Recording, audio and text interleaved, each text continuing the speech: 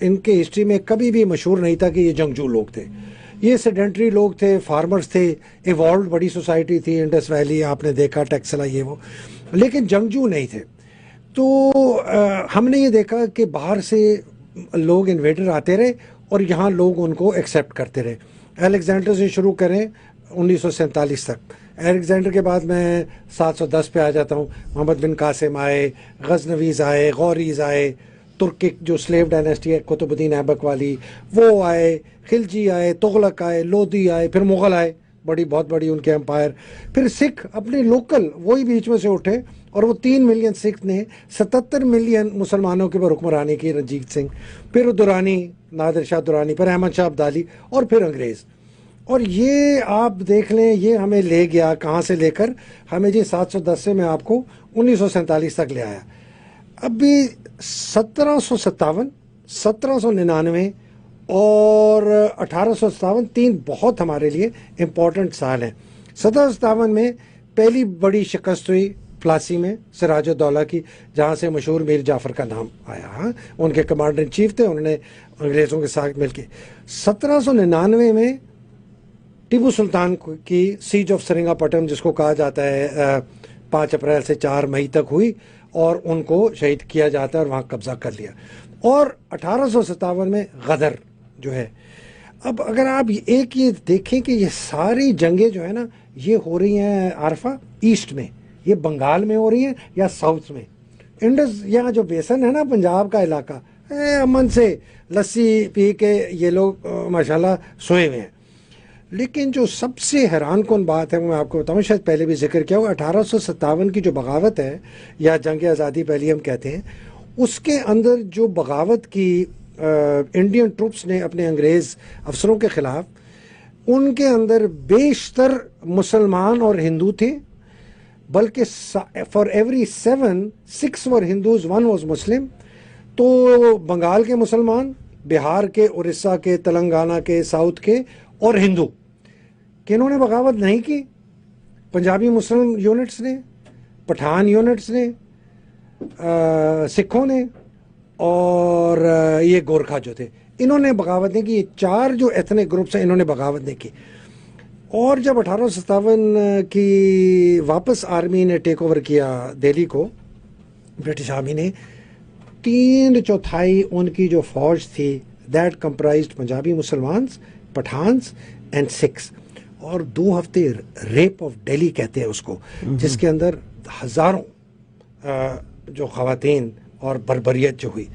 اس کے بعد انگریزوں نے کہا کہ جی یہ تو بین کر دو, اور انگریز کراؤن نے ٹیک اوور کر لیا. انہوں نے بین کر دی ساری آرمیز کو, ڈیزالو کر دیا. 3 تھیں, مدراس, بامبے اور بنگال, اور انہوں نے نئی بھرتیاں شروع کی. اب انہوں نے کہا جی یہ بنگالی کو نہیں لینا, بہاری کو نہیں لینا, یہ ہائی کاسٹ برہمن کو نہیں لینا, ہم نے لینے ہیں جن کو انہوں نے کلاسیفائی کیا, ہم نے لینا ہے جی مارشل ریسز. اب مارشل ریسز کی نا انہوں نے کیٹیگرائز میں 5 انہوں نے بنائی. انہوں نے کہا جی پنجابی مسلمان, پٹھان, پنجابی ہندو لو کاسٹ, ہائی کاسٹ نہیں, پنجابی سکھ اور گورکھے, یہ 5 کیٹیگریز انہوں نے کہا جی یہ مارشل ریسز ہیں. مارشل ریس کی ان کی ڈسکرپشن بڑی انٹرسٹنگ ہے. وہ کہتے ہیں جنگجو ہیں, لڑاکو ہیں. ایک اچھی صفت, باقی ذرا 7 صفتیں آپ دیکھیں. 7 صفتیں ہیں, انٹلیکچولی انفیریئر ہیں, ذہن کمزور ہے, ان پڑھ ہیں یا پارٹلی ایجوکیٹڈ ہے, بالکل ان پڑھ ہیں یا تھوڑی سی ان کی ایجوکیشن ہے, اگریرین ہے, دیہاتی ہیں, لیکنگ انیشیٹو, خود فیصلہ کرنے کی صلاحیت نہیں رکھتے, lacking leadership to command troops, troops کو قیادت نہیں کر سکتے, ایزیئر ٹو کنٹرول, آسانی سے قابو کر سکتے ہیں ان کو, اور یہ کبھی بھی بغاوت نہیں کریں گے اور ہمارے وفادار رہیں گے. یہ تھی ان کی ڈیفینیشن مارشل ریس کی. ادھر سے انہوں نے بھرتیاں کی. 1857 سے لے کر انہوں نے 1947 تک جو فوج بنائی وہ ان مارشل ریسز سے بنائی, اور اس بیسس پہ بنائی جو میں نے آپ کو بھی بتا دیا ہے. میری اپنی یونٹ 15 پنجاب, جس کو ہم بڑے فخر سے 33 پنجابی محمدنز کہتے ہیں, اسی کرائٹیریا کے تحت اس کو ریز کیا گیا تھا. میں آپ کو بتاؤں عارفہ, ایک بہت شرمناک, میں نے خود ایک یونٹ میں, میں اس کا نام نہیں لیتا, اب انہوں نے وہ ہٹا دیا ہے. وہ بڑے پراؤڈلی اپنے میس میں اپنے بیٹل آنرز میں دا بیٹل آف سرنگا پٹن اپنا بیٹل آنر دکھاتے تھے کہ یہ ہم نے سرنگا پٹن پر ٹیپو سلطان کے خلاف یہ ہماری یونٹ لڑی تھی, ہم نے فتح کیا. یہ ہے لیگسی اور یہ ہے مائنڈ سیٹ, یہ آپ کو سمجھنا پڑے گا. 1947 میں جب پارٹیشن ہوا کوئی چینج نہیں آیا اس مائنڈ سیٹ میں. اور یہ صرف فوج کے اندر نہیں تھا. دیکھیں جی, انگریزوں کو کیا چاہیے تھا؟ 3 چیزیں چاہیے تھی جب کراؤن نے ٹیک اوور کیا. ان کا جی سب سے پہلے تو ہے کہ بغاوت پھر نہ ہو, تو سخت کنٹرول رکھو, قابو کرو کہ اس کے بعد بغاوت نہ ہو. اس کے لیے ایسی فوج بناؤ جو ہمارے کنٹرول میں ہو, اگر لوگوں کے خلاف بھی استعمال کرنا پڑے تو ہم کریں گے. تیسرا ان کا مقصد عارفہ یہ تھا کہ وہاں سے جتنی دولت ہے اس کو نکال کے ہم انگلستان لے جائیں. تو کنٹرول, ایڈمنسٹریٹو کریک ڈاؤن اور ایکسٹریکٹیو اکانومی, یہ 3 ان کے مقصد تھے. اس کے تحت انہوں نے فوج بنائی, اس کے تحت انہوں نے بیوروکریسی بنائی, اس کے تحت انہوں نے جوڈیشری بنائی, اس کے تحت انہوں نے پولیس بنائی.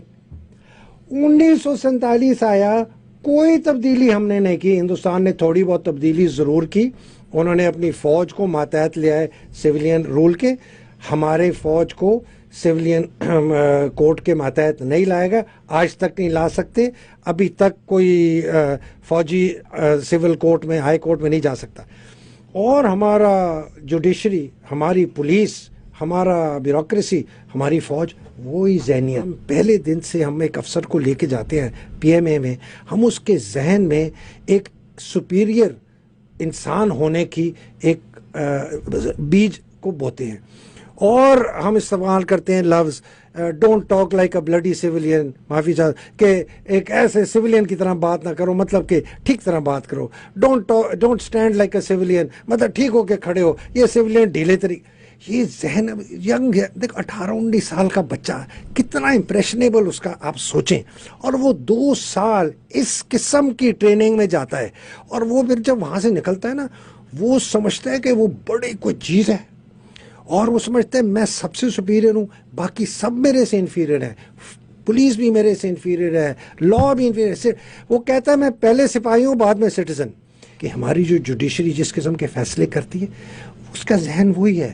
بیکاز ان کی بھی ٹریننگ وہی, ان کی جوڈیشل اکیڈمیز میں وہی ٹریننگ ہو رہی ہے جو 90 سال سے 1947 تک کرائی گئی, اور اسی کو بڑھایا. ہمارے سی ایس پی میں آپ جائیں, آپ کو آنیسٹلی آپ ان سے پوچھیں, وہ ان کو پتہ ہے کس قسم کی چیزیں کہتے ہیں. اب پتہ نہیں شاید بند کر دیوں کہ جب تم اپنے اے سی کا عہدہ لینے جاؤ, پہلے ہفتے کے اندر تم نے ہاتھ بھی نہیں ملانا کسی سے. یہ ان کو پڑھایا جاتا تھا کہ یہ اس میں کہ اکڑ اپنے دور, رعایا دور ہے, تم حاکم ہو. اب آپ آ جائیں فوج کے اوپر. اب یہ انگریز کی فارمائکا چلی گئی, اس لو تو وہ تو اپنے ملک میں تو اس نے سب کو ٹھیک کر لیا, ہمیں یہ چھوڑ گیا. میری مدد کرو, تم حاکم نہیں ہو, میں اسی ملک کا شہری ہوں جس ملک کے تم شہری ہو, تم کوئی حاکم. لیکن وہ حاکم کی وجہ سے وہ اب وہ ہے اپنے آپ کو سب سے زیادہ طاقتور اس میں فوج ہو گئی, چونکہ مارشل لا کے 30-32 سال. اس کی وجہ سے انہوں نے اپنے ارد گرد اور بھی ان کی جو دولت جو تھی انہوں نے اکٹھا کر دیا, ہر جگہ اپنے شکنجے پھیلا دیا. اور اب آپ دیکھتے ہیں کہ it is a state with in the state. میں اس ذہنیت سے اختلاف کرتا ہوں جو کہ اس ملک کو ایک کالونی کی طرح دیکھتی ہے, جو اس ملک کی رعایا کو ایک کالونی کی طرح دیکھتی ہے, جو سمجھتی ہے کہ میں ہر قانون سے بالا تر ہوں, میں آئین سے بالا تر ہوں. ڈنڈا مار مار کے نا بندوں کو سیدھا کرو, الٹا لٹکاؤ, مرچیں لگاؤ, کیا نہ کرو.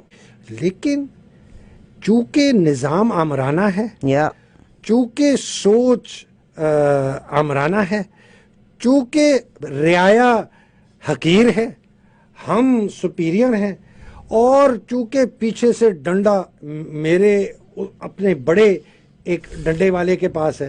اب وہ کہتا ہے جی میں نے چیف منسٹر پرویز الہی صاحب سے رجوع کیا, انہوں نے مجھے کہا کہ مجھے کچھ خدشات ہیں، فیصل نصیر کا نام نہ ڈالو، شہباز شریف کا ڈال سکتے ہو، رانا ثناء اللہ کا ڈال سکتے ہو۔